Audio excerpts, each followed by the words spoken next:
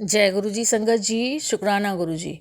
गुरु जी के चमत्कारों के भंडार चैनल पर आपका स्वागत है। चैनल को लाइक करें, सब्सक्राइब करें और शेयर करें। आइए संगत जी, श्री शिव महापुराण पढ़ते हैं आगे के अध्याय, जिसमें पहला अध्याय है सोमनाथेश्वर की उत्पत्ति। चंद्रमा को दक्ष प्रजापति की 27 पुत्रियां पत्नी रूप में प्राप्त हुई थी, परंतु चंद्रमा रोहिणी से अधिक स्नेह करता था। बाकी सभी स्त्रियां दुखित होकर पिता के पास गईं। पिता ने उनकी बात सुनकर चंद्रमा को समझाया कि हे चंद्रदेव, उत्तम कुल में उत्पन्न होकर ऐसा क्यों कर रहे हो? विषमता मत बरतो। एक के साथ प्रेम तथा दूसरे के साथ प्रेम न करने पर मनुष्य नरकगामी होता है। इस प्रकार दक्ष समझाकर चले गए, परंतु चंद्रमा ने उनकी बात पर कोई ध्यान नहीं दिया। फिर रोहिणी से दुखित होकर सभी कन्याएं पिता के पास पहुंची। इस बार दक्ष चंद्रमा के पास गए और कहने लगे, अरे चंद्रमा, मैं तुम्हें दीनता के साथ समझा चुका हूँ, परंतु तुमने मेरी बात नहीं मानी। अब मैं तुम्हें शाप देता हूँ कि मलिन होकर क्षीण हो जा। इसे चंद्रमा मलिन होकर एकदम क्षीण हो गए। इस दुख को चंद्रमा ने इंद्रादि देवताओं से कहा। सभी ने वशिष्ठ ऋषि के साथ ब्रह्मा जी से प्रार्थना की कि इसका कोई उपाय बताओ। तब तो ब्रह्मा जी बोले, अरे देवताओं, ये चंद्रमा तो महादुष्ट है। ये गुरु बृहस्पति जी की पत्नी तारा को लेकर भाग गया था। उसे लेकर दैत्यों के पास पहुंच गया। इस कारण इसने देव दानवों में युद्ध करा दिया। मेरे बहुत समझाने पर इसने तारा को वापस किया, परंतु वह गर्भवती थी, अतः बृहस्पति जी ने उसे लेने से मना कर दिया। तब मैंने उस गर्भ का निराकरण किया और गुरु पत्नी तारा को उन्हें दिलाया। इसीलिए यह चंद्रमा तो अपनी दुष्टता छोड़ता नहीं है। आप लोग इसकी बात मुझसे मत कहो, परंतु आप लोगों के यहाँ आने से तथा कहने से मैं एक उपाय बताता हूँ कि तुम सभी लोग चंद्रमा को साथ लेकर प्रभास नामक क्षेत्र में भगवान शंकर का पूजन करो। मृत्युंजय के तप द्वारा आप भगवान का पूजन तथा जप करें। शंकर जी की कृपा से इसका कष्ट दूर हो जाएगा। ब्रह्मा जी के वचनों से सभी देवता तथा ऋषि प्रभास क्षेत्र में सभी तीर्थों का आवाहन कर शिव पूजन करके जप कराया। 10 करोड़ जप द्वारा भगवान शंकर प्रकट हुए तथा चंद्रमा को वर मांगने को कहा। तब चंद्रमा ने अपनी क्षीणता न होने का वरदान मांगा। इससे शंकर भगवान ने कहा, हे चंद्रमा, तुम्हारा दक्ष प्रजापति का शाप तो नहीं हटाया जा सकता, परंतु इतना कर सकता हूँ कि शुक्ल पक्ष के 15 दिन तक तुम क्षीण होते रहोगे और शुक्ल पक्ष में तुम बढ़ते रहोगे। ये सुनकर चंद्रमा बहुत प्रसन्न हुआ तथा सभी देवता भी प्रसन्न हुए। सभी शंकर भगवान की स्तुति कर प्रणाम करके अपने स्थान को जाने लगे। तब वहीं पर सब ने सोमेश्वर नाम से शिव की पूजा की तथा उसी स्थान पर पार्वती सहित शिव को विराजमान रहने की प्रार्थना करके वरदान प्राप्त किया। वहीं एक कुंड बनाया जिसका नाम चंद्रकुंड रखा। इस कुंड के स्नान से सभी पाप निवृत्त हो जाते हैं। यही सोमदेव महादेव जी की महिमा है।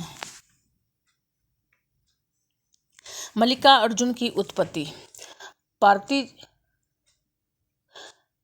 पार्वती जी के बड़े पुत्र स्वामी कार्तिकेय अपने विवाह के विषय में शिव के कथनानुसार जब पृथ्वी की परिक्रमा करके आए तो मार्ग में ही नारद जी ने उन्हें बहका दिया कि तुम्हारे पिता शंकर भगवान ने तुम्हारे साथ अच्छा व्यवहार नहीं किया है।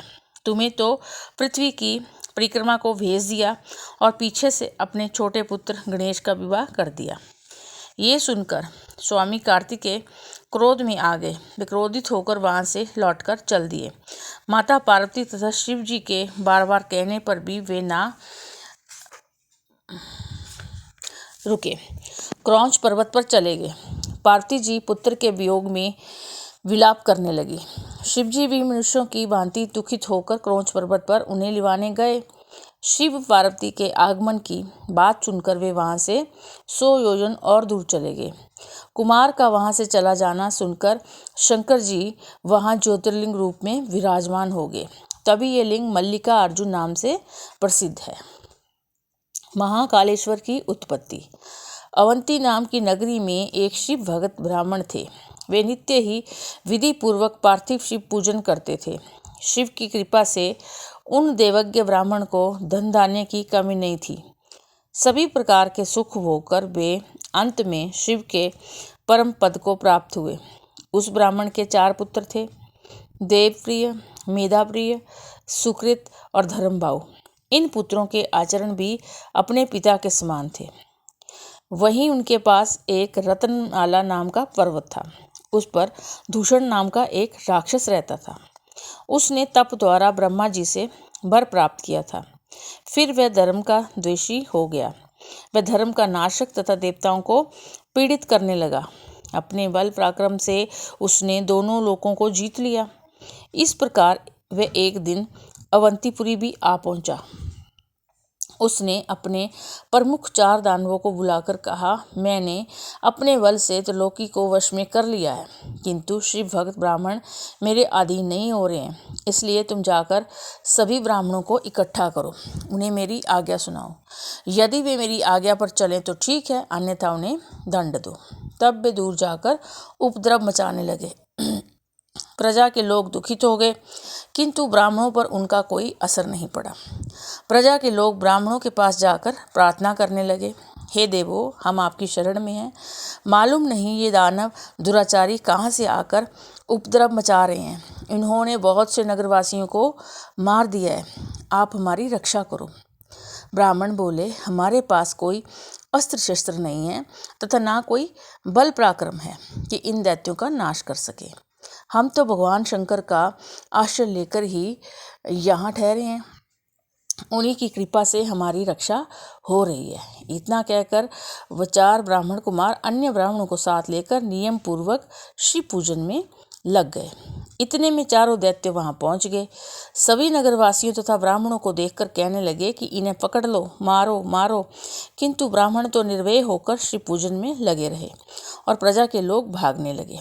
दानवगण जो ही उन ब्राह्मणों को पकड़ने के लिए आगे बढ़े, त्यों ही पार्थिव लिंग के नीचे की भूमि भयंकर शब्द के साथ फट गई। शंकर भगवान वही भयंकर शब्द करते हुए प्रकट हो गए। उन्होंने अपने हुंकार शब्द से ही सभी दैत्यों को तथा सेना को और दूषण नामक महादैत्यों को भी मार डाला। भगवान के इस अद्भुत चरित्र को देखकर सभी मुनिगण तथा देवता प्रसन्न हुए, आकाश में पुष्पों की वर्षा करने लगे। फिर ब्राह्मण पुत्रों से वरदान मांगने को शिवजी ने कहा। ब्राह्मण बोले, स्वामिन, आप हम पर प्रसन्न हैं तो हमारा आवागमन छुड़ाकर अपने चरणों में स्थान दीजिए। इस जगह पर आप सदा निवास कीजिए तथा सभी की मनोकामनाएं पूर्ण कीजिए। इस प्रकार सदाशिव उन ब्राह्मणों को मनोवांछाएं सिद्ध कराते हुए महाकालेश्वर के नाम से वहां विराजमान हुए।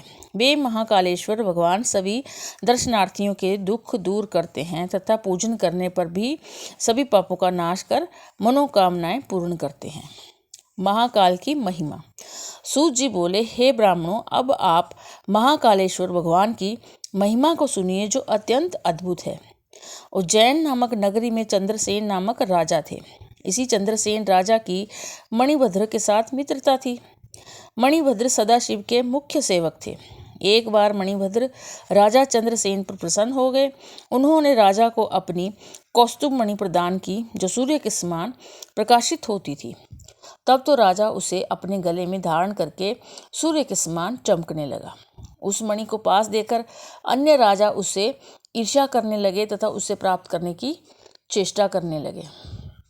राजा से उन्होंने मांगा भी, परंतु राजा ने सभी को मना कर दिया तथा फटकार भी लगा दी।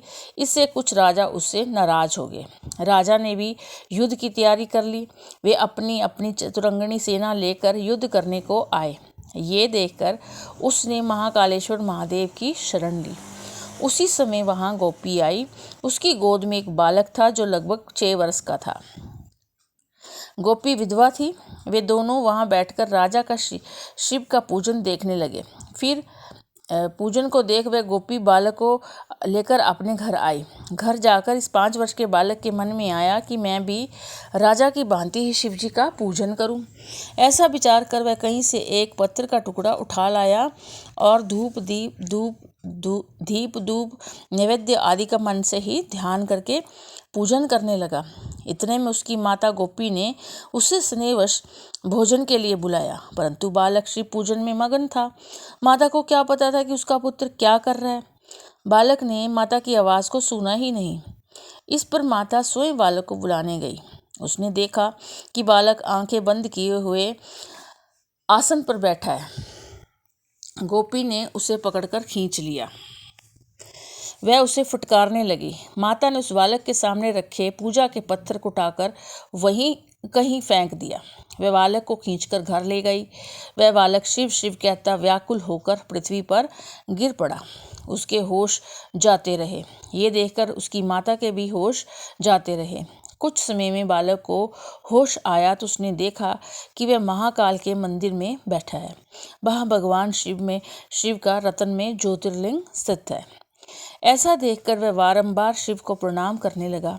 फिर भगवान शिव का ध्यान करता हुआ वह भागकर अपने घर को गया। वहाँ अपने घर को बहुत सुंदर देखकर वह आश्चर्य में पड़ गया। फिर माता की ओर देखा। वह भी एक रतन जटित पलंग पर सो रही थी। वह अमूल्य आभूषणों को धारण किए हुए थी। तब बालक ने प्रसन्न होकर अपनी माता को जगाया तथा सदाशिव की प्रसन्नता का समाचार सुनाया। गोपी ये देखकर तथा सुनकर भारी प्रसन्न हुई। इधर राजा का शिव पूजन का नियम समाप्त हुआ तो उसने इस बालक पर शिव की कृपा होने का समाचार सुना। राजा मंत्रियों के साथ उसके घर गया। वहाँ भगवान शंकर का प्रभाव देखा तो उसके आश्चर्य की सीमा न रही। राजा तथा अन्य लोगों ने मिलकर रात बड़ा भारी उत्सव मनाया। प्रातःकाल ये समाचार पूरे नगर में फैल गया। गोपी के घर नगर के लोगों की भीड़ लगने लगी। चंद्रसेन राजा पर चढ़ाई करने वाले अन्य राजाओं ने भी ये बात सुनी।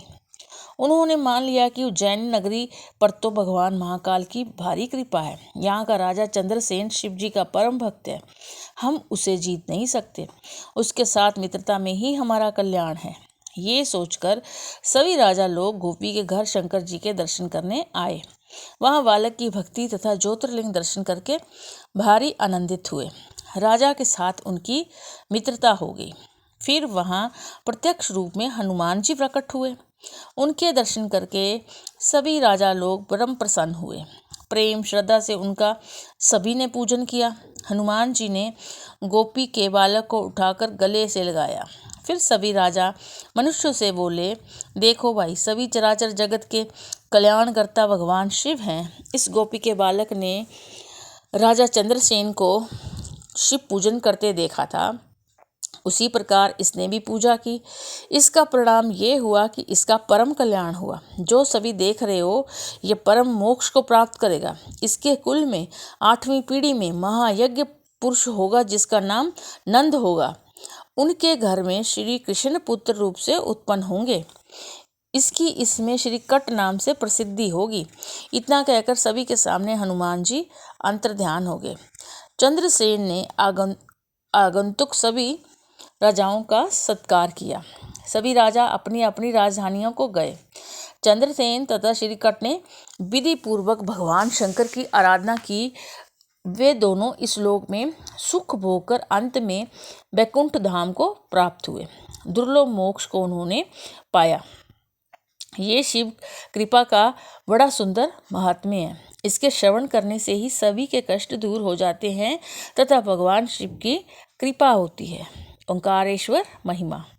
सूत जी बोले, हे मुनियों, अब शिव जी के ओंकारेश्वर नामक ज्योतिर्लिंग का महात्म सुनिए। प्राचीन काल की बात है कि नारद मुनि ने गोकर्ण नामक शिव जी की पूजा की। फिर वे विंध्याचल पर्वत पर पहुँचे। विंध्या ने नारद जी का वलीवादी आदर सत्कार किया। उसके बाद विंध्याचल को अभिमान हो गया और वह नारद जी के सामने बैठ गया। नारद जी उससे बोले, हे विंध्य, इसमें तो संदेह नहीं है कि तुम सर्वश्रेष्ठ हो। तुम्हारे में ही सर्व पर्वत व्याप्त हैं, किंतु सुमेरु नहीं है। सुमेरु सभी पर्वतों में श्रेष्ठ है। तुम सभी गुणों से संपन्न होकर भी उसके सामने छोटे हो। नारद जी के ये वचन सुनकर वह बहुत व्याकुल हुआ और अपने को धिक्कारने लगा कि मेरा जीवन तो व्यर्थ है, मैं निंदा का पात्र हूँ। अब मैं अपने को सुधारने के लिए भगवान शंकर की आराधना करूँगा। इस प्रकार उसने ओंकारेश्वर क्षेत्र में जाकर शिव जी का पार्थिव लिंग बनाया।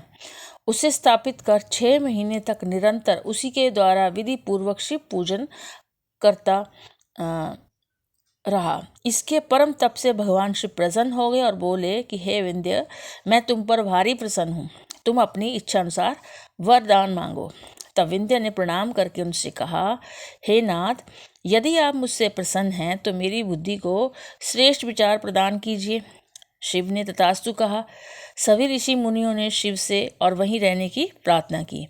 शंकर जी जगत के कल्याण के लिए वहीं विराजमान हो गए। हे ऋषियों, ओंकारेश्वर तथा परमेश्वर 2 नामों से शिव जी वहाँ विराजमान हैं, किंतु दोनों एक रूप ही हैं। इसमें कोई भेद नहीं है। ये दोनों ही स्वर्ग मोक्ष आदि फल देने वाले हैं। इस प्रकार विंध्याचल ने मनचाहा वरदान पाकर भगवान के चरणों में प्रेम प्राप्त किया। शिव जी भी अपने भक्तों पर अनुग्रह करते हुए वहां से अंतर्ध्यान हो गए। श्री केदारेश्वर की महिमा। सूत जी बोले, हे ऋषियों, विष्णु भगवान के स्वरूप नारायण भगवान ने बद्रिक आश्रम में जाकर तप किया। शिव जी वहीं पार्थिव लिंग में प्रकट हो उनकी पूजा को अंगीकार करते रहे। इस प्रकार बहुत सा समय व्यतीत हो गया। भगवान शिव ने नर नारायण से वरदान मांगने को कहा। नारायण भगवान ने शिव जी से कहा, हे नाथ, आप अनुग्रह पूर्वक साक्षात रूप में यहीं सदा विराजें। इस पर नारायण की प्रार्थना पर सदाशिव ज्योतिर्लिंग रूप से विराजमान हो गए। उनका नाम केदारेश्वर प्रसिद्ध हुआ। जो जहाँ केदारेश्वर के दर्शन व पूजन करते हैं उनकी सभी कामनाएं पूर्ण होती हैं। एक समय की बात है कि पांडवों ने शंकर जी को यहाँ महिष रूप में देख लिया। वे उनके पास पहुंचे तो शिव भागने लगे, किंतु पांडवों ने उनकी पूंछ पकड़ ली और प्रार्थना की कि हे प्रभु, आप भागकर ना जाएं, आप साक्षात शिव हैं, हमने आपको पहचान लिया है। तब शंकर जी की कृपा से उनके सभी कष्ट दूर हो गए और उन्हें इच्छित वर दिए। हे ऋषियों, केदारेश्वर की पूजा अर्चना से इच्छित वर की प्राप्ति होती है। भीमेश्वर शिव की उत्पत्ति। सूत जी बोले, हे ऋषियों, एक दिन किसी ने भीम नामक राक्षस से जाकर कहा कि राजा आपके नाश के लिए कुछ अनुष्ठान कर रहा है। ये सुनकर भीम राजा के पास आया और तलवार निकालकर राजा को फटकारने लगा। राजा ने शिव का स्मरण कर भीम से कहा कि मैं जगत रक्षक शिव का स्मरण पूजन कर रहा हूँ, मुझे तुम्हारा कुछ भी भय नहीं है। ये सुनकर राक्षस बोला, वह शिव मेरा क्या बिगाड़ेगा, उसे मैं अच्छी प्रकार जानता हूँ। इस प्रकार कहकर उसने शिव जी में तलवार मारी। तभी शिव उस पार्थिव लिंग से प्रकट हो गए। उन्होंने उसकी तलवार तथा त्रिशूल को काटकर फेंक दिया और उससे घोर संग्राम करने लगे। शिव गणों ने भी राक्षसी सेना से घोर युद्ध किया। उस संग्राम से पृथ्वी, वन, पर्वत सभी कांप उठे। फिर नारद जी की प्रार्थना पर शिव ने ओंकार द्वारा अग्नि उत्पत्ति की। उस ज्वाला ने उस भीम को भस्म कर दिया। भीम की उस भस्मी से वहां अनेक प्रकार की औषधियां उत्पन्न हुई, जो समस्त रोगों का नाश करने वाली तथा मंगलदायक हैं। उसके बाद सभी ऋषि मुनियों तथा देवताओं ने शिव जी की प्रार्थना की और कहा, हे नाथ, आप चराचर जगत के कल्याण के लिए इसी जगह पर विराजे रहें। तब से शिव जी वहीं विराजमान हुए। उनका नाम भीम शंकर शिव पड़ा। वे संसार के कल्याणकारक तथा दुख नाशक हैं। तो संगत जी, इसी के साथ आज का अध्याय हम समाप्त करते हैं। कल फिर मिलेंगे इसी आशा के साथ। जय गुरु जी।